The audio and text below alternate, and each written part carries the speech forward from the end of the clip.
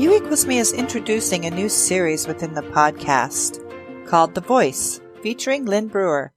Lynn is a business architect and a political tigress who understands the need for our voices to be heard.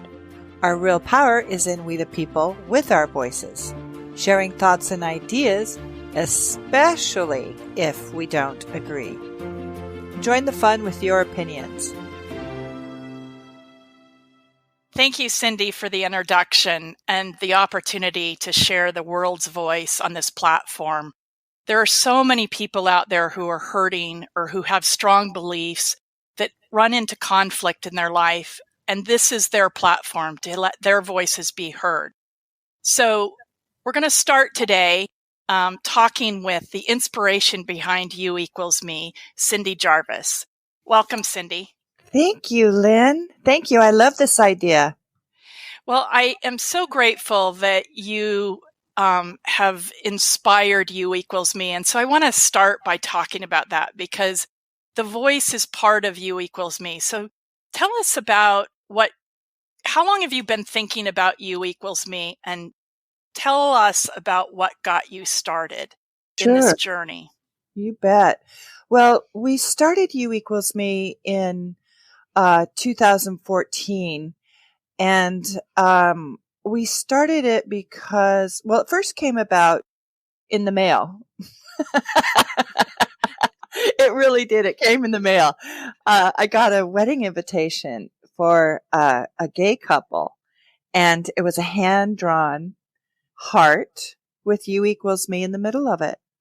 And it just struck me like lightning because it was everything that I had been studying. I have been a student in the Course of Miracles for, I don't know, maybe 20 years now or 15, a long time.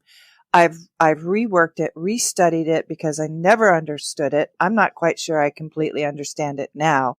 But when that came in the mail and I saw U Equals Me, it just stood out to me because in 2014, when we started it, we knew America was silently racist or politely racist. And it wasn't until recently it has been blown up in front of our faces, this white supremacy, bigotry, xenophobia. It's racism and these judgments against humanity is a perceived concept of inequality. And it's not true. It could never be true. We are all equal as individuals in humanity. So that's where it started. So let's talk a little bit about racism. Because you and I have had some conversations, and of course, every once in a while I'll get on Twitter with my Miss Mean tweets. Mean tweets. Yeah.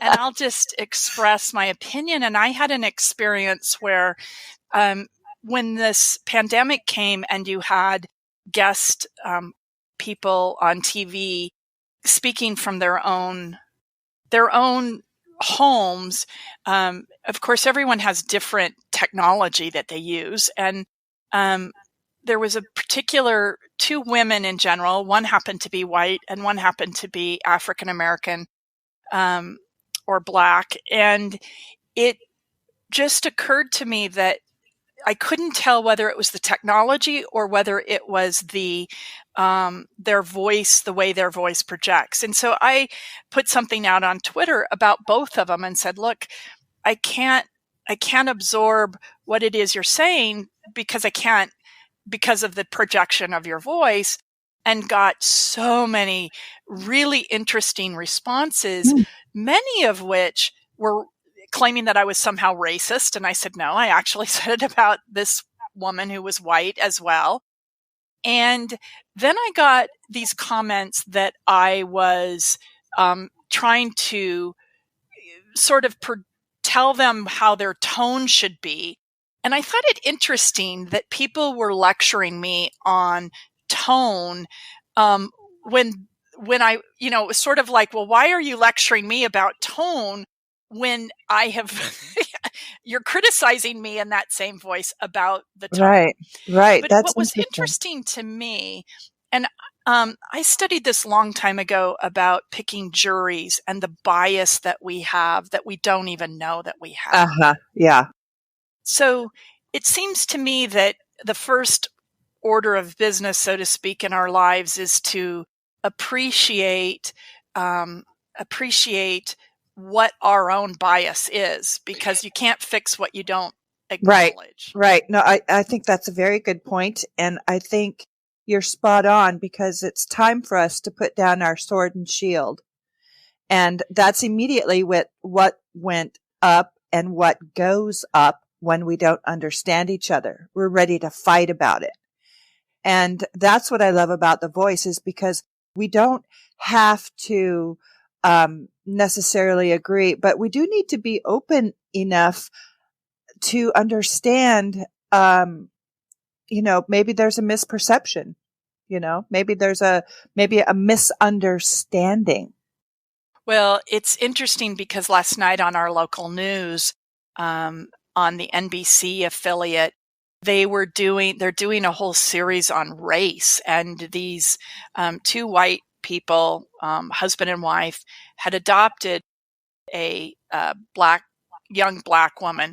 And at some point, her dad asked her, "What is it like to be black?"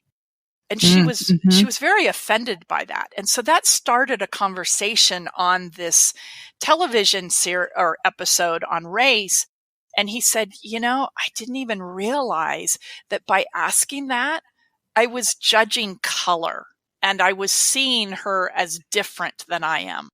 Yes, that is interesting. And I have done that before. I have made that same mistake, but it was, again, probably like the father, I really wanted to understand. And so I have asked a few of my gay friends, what is it like to be gay?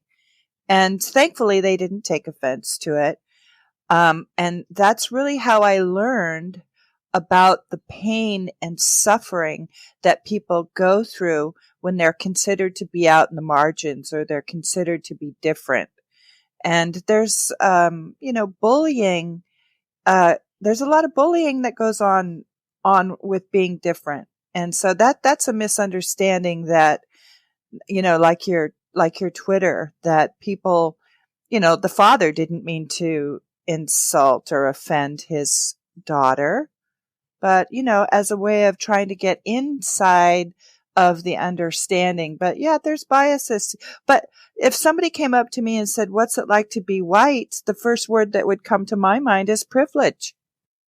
Very interesting. And I think growing up in America and being white just comes with it privilege. And I know that people face adversity, but we live in an amazing country. In the diversity field in corporate America, which I come from, there was this back when I was with Johnson & Johnson years ago, we actually had to have diversity training. And I'm so excited to see that movement is now called diversity and inclusion. And that's really what U equals me is about, is including people within our framework of understanding our differences of opinion, but at the core, we are made of the same fiber and fabric. It's just that we've learned certain things or adopted certain attitudes. And having been raised in the 60s, I remember this story today. It's just unbelievable to me. But I was growing up, and my best friend across the street was a little black girl. I was little as well. And we did everything together. We walked to school together. We walked home from school when I wasn't skating. And everything we did, we played games together every single night. And when I got to high school, which would have been in the mid 70s, my parents came to me and said, we feel like it would be better that you go to this other high school which was clearly white privilege. I mean, Mhm. the school was filled with a lot of white people that were driving Mercedes and all of that kind of thing. But that decision was made. My parents made the decision. They did ask me about it. We discussed it, but I didn't really see color. I mean, I was naive to the fact that there was any difference between her or myself Right. until my parents raised it and Yeah. raised the issue with me. And suddenly I went, "Ooh, this is like," suddenly it altered, how I saw the world. Mhm. And I like to say I don't see color, but invariably I'll say, well, he's the black man sitting over there. Well, why not just say he's a man and what's he's dressed in if I'm trying to identify somebody in the crowd? Right. But as far as your parents go, I think you're absolutely right. It's a learned behavior. Racism, any kind of fear of another human being is a learned behavior. It's ignorance, and this ignorance is, costing us dearly with our Well, health. well, it is costing us those attitudes and that sort of thing. And that's really what the voice is about. Is I came to realize that our the voice is needing to be heard. And I think unless you hear what people are feeling and what they believe, you cannot come to a place of inclusion, because you'll be along this road of just developing your thoughts and your opinions and your ideas, and you Right. just express them Yeah, without. that's so true. I think that's so true because I think there's been a long-term crisis in our way of life, and not just because of COVID, but in the lack of fulfillment that many people feel, in the tensions, the stresses, the anxieties that we face. And I think that working through the voice to support people's opinions can bring compassionate collaboration, and Mhm. feelings of satisfaction that that you've been heard. I've been heard. That's Right. so important. Well, and they said that even this riot on the Capitol, that a large portion of the people that were there didn't even vote for Donald Trump. Uh-huh. And so for me, I say, whoa, that's way beyond. It isn't about one person. It's about an ideology that they are Mhm. trying to express. And now the first thing you want to say is, well, they must have learned that from their parents. They must have learned it from here, or whatever. And you realize I don't really know where they learned it. And that's what The Voice is about. This podcast Yeah, series is really to learn, what is that voice out there? Um, right. so I love it. A belief, or yeah, well, we'll say a belief is only a thought that you keep thinking. And it's interesting to me because the Newtonian belief that we're separate was a huge error. And we're still living by it. We're still living by an eye for an eye, survival of the fittest. And we learned it wrong. That's not correct. right, The earth is not flat. right, right. Isn't Uh, that the truth? yeah. And it's an ignorance that if we can shed the burden of judgment and racism, in the understanding that all men and women are equal, it creates a more fulfilling life that's lived out of love and not lack and fear. Of fear, all racism is fear. Well, It's it fear. it really is. And as you know from A Course in Miracles, there are really only sort of two driving positions. One is driven by fear, and the other one is love. And I'm Mhm. not talking romantic love. I'm Right. talking about just a simple eye to eye compassion for another human being. And Hmm. when you're fearful, um, it's that fight or flight type of thing that you have to put your shield up, as you said, to protect your fear. Because if you let that fear go, your fear that follows is, well, what's on the other side, right? I know what this Exactly. brings me, but what's on the other Right. side of that fear? That is so true. Yeah. Yes. So One thing I love, Lynn, is that for people that are not part of A Course in Miracles or perhaps don't have a spiritual life, there is science that's now backing up humanity's unity and oneness. And here's a little bit of science that I thought was interesting. We were watching Channel 9 the other day, and in every single human being, no matter what race, what culture, what religion, what color, every human being has these 6 elements, and it stands for CHNOPS. CHNOPS: carbon, hydrogen, nitrogen, oxygen, phosphorus, and sulfur. Every single human being. So we are no different scientifically. right. I love And you that. know, one of the things that happens in our lives too that people don't think about, and certainly when I'm mean tweeting, I don't think about it, and that is that really we are vibrational frequency. And when we think something, whether we say it or not, we send out a vibrational frequency into the universe that then is like a boomerang. It comes Yeah. back to us. And some Yeah. of us call that karma, right? Um, Yes. but it is that check and balance to say, ooh, is this the best thing for me? And is this the best thing for the world? Right. I love it. And Lynn, the voice is big, and our playing small does not serve the world. It does That not. is correct. That Yeah. is correct. And it's very interesting to me. A Course in Miracles is, when you look at it, it's rather, sort of almost obscure because it's this blue book with gold writing that is, not fancy necessarily on its front, and it's on its face. And you and I have been friends, but not. I mean, we both separately studied A Course in Miracles and came to realize the truth that resonates within the words on the page.